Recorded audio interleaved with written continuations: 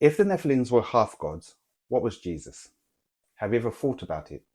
Because this isn't a new story. Spiritual beings wearing human flesh is one of the oldest stories on earth. The Greeks told it, the Babylonians told it, the Sumerians told it, and Genesis 6 tells it too. So, what if the pagans weren't making it up? What if they're remembering something? What if the Bible is an invented story, it's correcting it? Most Christians won't touch these questions, and as usual, most skeptics think they already know the answer. Here's what we're going to do. Let's take a walk from the Bene Elohim in Genesis, through the men of renown, through the mythology that echoes them, all the way to a manger in Bethlehem. And by the time we get there, let's see what we will find. Because if God's becoming men is this old, this widespread, and this catastrophic, what makes the incarnation different? Because if nothing makes it different, we don't have a gospel, we have a version. So let's start in Genesis 6. Genesis 6. Most people know the broad strokes, but let's slow it down because the text is doing something most people miss. When human beings began to increase in number on the earth and daughters were born to them, the sons of God saw the daughters of humans were beautiful and they married any of them they chose. Sons of God, Bene Elohim in Hebrew. Now, some people read this as the line of Seth, godly men marrying ungodly women. It's a tidy reading. It avoids the uncomfortable parts, but it doesn't survive the text. Bene Elohim appears 5 times in the Old Testament outside of Genesis 6. Every single time, Job 1, Job 2, Job 38, Psalm 29, Psalm 89, it refers to heavenly beings, divine beings, not men. And Jude 6 settles it. The angels did not keep their proper domain, but left their own abode. Peter says the same thing. Spirits who sinned, held in chains, waiting for judgment. The Second Temple writers knew exactly what Genesis 6 was describing. This wasn't a metaphor, this was a transgression. So, what exactly was the transgression? They left their first estate. They crossed a boundary that was never meant to be crossed. Spiritual beings, beings of a higher order, entered the material world and took what was not theirs: women, flesh, influence. And the result was the Nephilim. The Nephilim were on the earth in those days and afterwards, when the sons of God went to the daughters of men, went to the daughters of humans, and they had children by them. They were men of old, men of renown, heroes of old, men of renown. That phrase should stop you, because that's not just a physical description, that's a cultural description. These weren't just big, they were famous, they were worshipped. The ancient world looked at the Nephilim and saw gods walking among them. And here's what that produced: not just violence, though the earth filled with violence, not just corruption, though every inclination of the human heart became evil. It produced something deeper. It produced a world that could no longer tell the difference between the divine and the counterfeit. The boundary between heaven and earth had been broken, and broken from above. So God responds with a flood, not a tantrum, a reset. Because what was being corrupted wasn't just behavior, it was the human line itself, the seed, the flesh. What if that matters more than we've been told? Yeah, hold that thought, because every ancient culture on earth seems to have noticed the same event and told it in their own way. Here's what's interesting. If you go to ancient Mesopotamia, modern day Iraq, and you find the story, not the same story, but close enough to make you stop. Right? The Sumerians and Babylonians spoke of beings called the Apkallu, 7 of them, sages, described as part divine, part human. They came, and this is the part worth noticing, they came before the flood, sent from the heavens, and their purpose was to bring knowledge to mankind, forbidden knowledge. They're depicted in ancient art as winged figures, towering, carrying objects that look like they're performing some kind of ritual, standing over human beings who are considerably smaller than them. Sound familiar? 7 Apkallu. There were also 7 principal Orishas in the Yoruba tradition. Now, what do you do with that? One option is coincidence. Two ancient cultures, no contact, independently invented almost identical stories about divine beings crossing into a human world before a catastrophic flood. You can go with that where you like. The other option is that something actually happened. What if the Apkallu aren't a parallel to Genesis 6? What if they're a memory of it, told from the outside? What if Mesopotamia looked at the same event Israel recorded and told it the way every culture tells things that he can't fully explain, through myth, through religion, through gods? Because here's what's striking. The Babylonians didn't invent the flood story either. They had one, Utnapishtim, if I can pronounce it correctly, in the Epic of Gilgamesh. A man warned by a god builds a boat, survives a world-ending flood, releases birds to dry land. The details differ, the structure is the same. Israel isn't borrowing from Babylon, Israel is reporting. Babylon is remembering dimly through the lens of a culture that has already exchanged the knowledge of God for gods of its own making. The pagans weren't making it up. They were working with fragments of something real. And this is the moment right here where the question sharpens. Because if Genesis 6 is real, if the Bene Elohim actually crossed the boundary, if every ancient culture on earth independently preserved some echo of that event, then what does it mean what does that mean that God crossed the same boundary at Bethlehem? Not the same way, not with the same intent, and not with the same result, but the same boundary. Let's keep walking. But here is where something changes. Because so far, everything we've looked at moves in one direction. Spiritual beings coming down, taking, grasping, leaving chaos behind them. But there's another category of appearance in the Old Testament that doesn't fit that pattern. The angel of the Lord. Not an angel, the angel, the definite article matters. This is a specific figure, and when he shows up, something different happens. He doesn't take, he doesn't corrupt, he speaks with the authority of God, because in some sense, the text is quite comfortable with this. He is God. Abraham at Mamre, three figures appear. Abraham washes their feet, prepares a meal, speaks. One of them speaks as Yahweh, not a messenger of Yahweh, as Yahweh. Hagar in the wilderness, alone, desperate. The angel of the Lord finds her, and she says something quite extraordinary. You are the God who sees me, not the messenger of God. God who sees me, the God who sees me.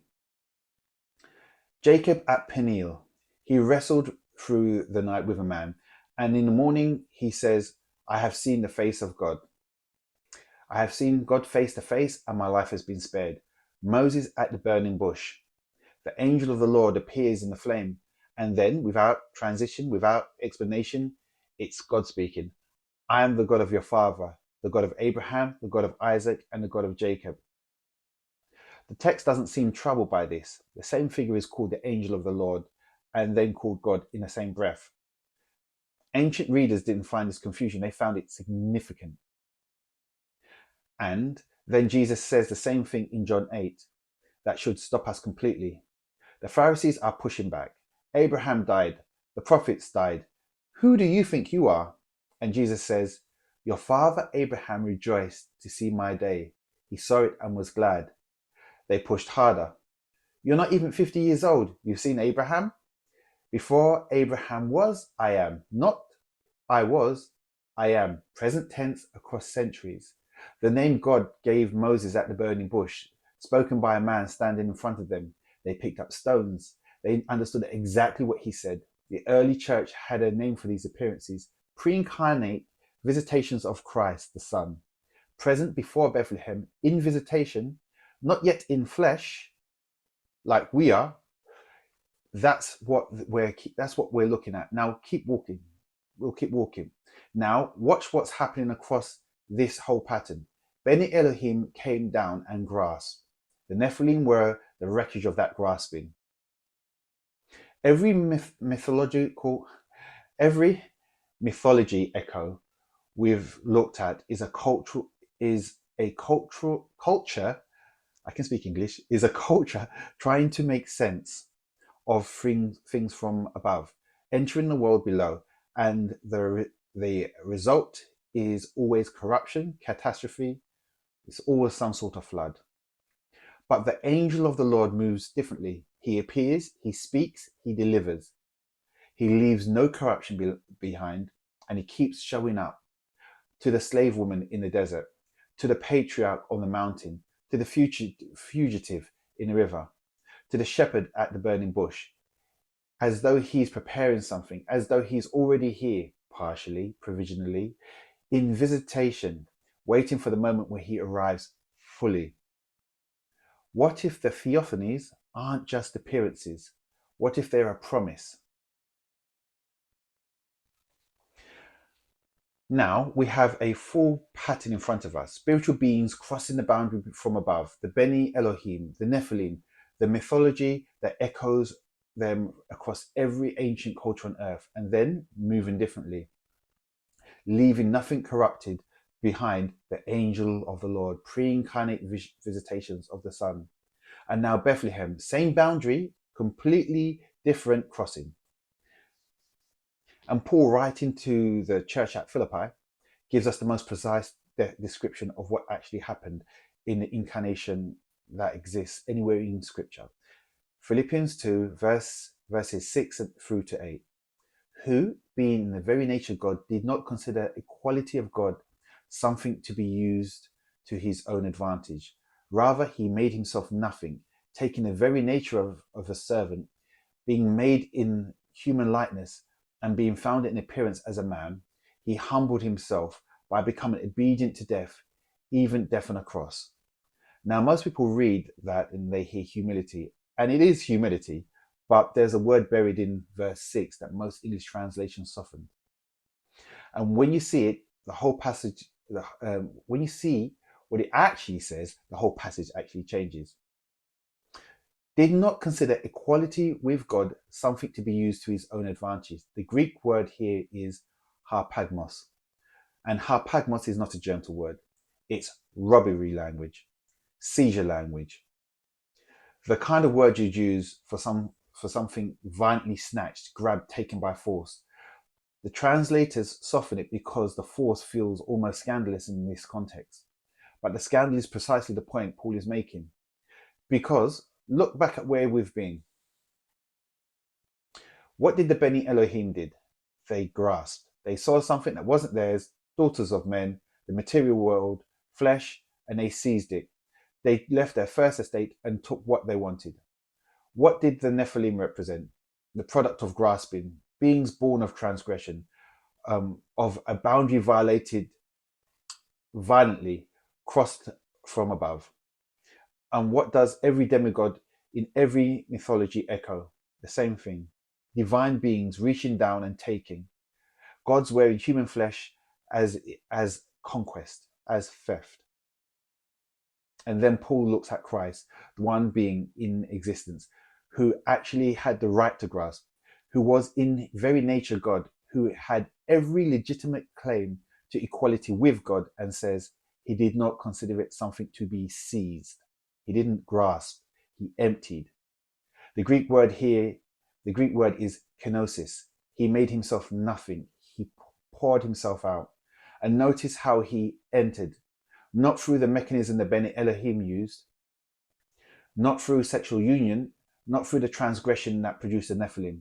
The virgin birth isn't just a miracle. In the context of everything we've just walked through, it's a statement. The boundary was crossed without the corruption. The flesh was entered without the theft. No woman was taken, no lamb was violated. A girl said yes, and heaven waited for her answer. And when he arrived, he didn't dilute himself to fit. Fully God, fully man. Not a mixture, not a dilution. Not half of one thing and half of another, which is exactly what every mythology on this list produced. The Nephilim were half, the demigods, gods were half, beings caught between two worlds, fully neither. That's the whole category. He was something the myths could not imagine. The whole of heaven the whole of the human being, in the whole of the human being. The same divine nature that could have been grasped chose instead to descend, not as a conquest, not as theft, not as a spiritual being seizing human flesh for its own purposes, as a servant, born of a woman, under the law, in a borrowed stable, to a family with no political power, no military standing, no cultural renown. No one looked at Bethlehem and said, there go men of renown. That's the point. Every counterfeit before him arrived with power, with size, with cultural impact, with worship. The Nephilim were famous, the demigods were celebrated, the Apkallu were venerated as bringers of divine wisdom. Jesus arrived as an infant who couldn't lift his own head, not stealing the human image, wearing it. Because here's what Genesis 1 has been telling us the whole time. Let us make man in our image. In our image. We were always the copies, made to reflect something, someone we couldn't fully see. Every culture that ever told a story about gods becoming men was reaching for something real, groping towards an original they could sense but couldn't name. The Nephilim weren't the original. The demigods weren't the original. The Apkallu weren't the original. He is. The image himself stepped into the copy, not to steal it, but to redeem it. So, let's come back to the question we started with.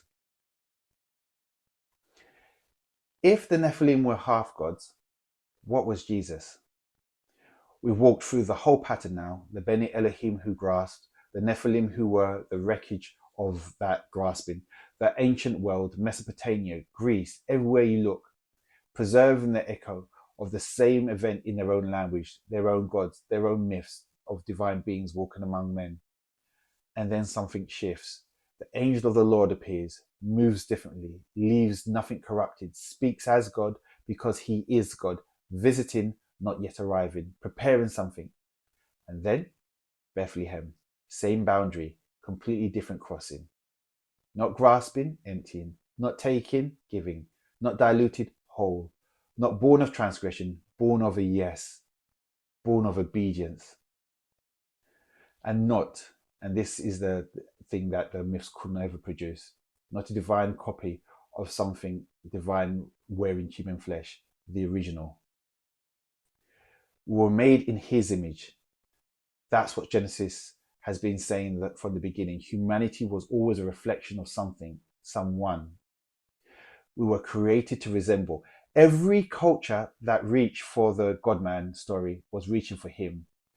They had the shape of the question, they just didn't have the answer. He is the answer. And here's what this practically means, practically, personally.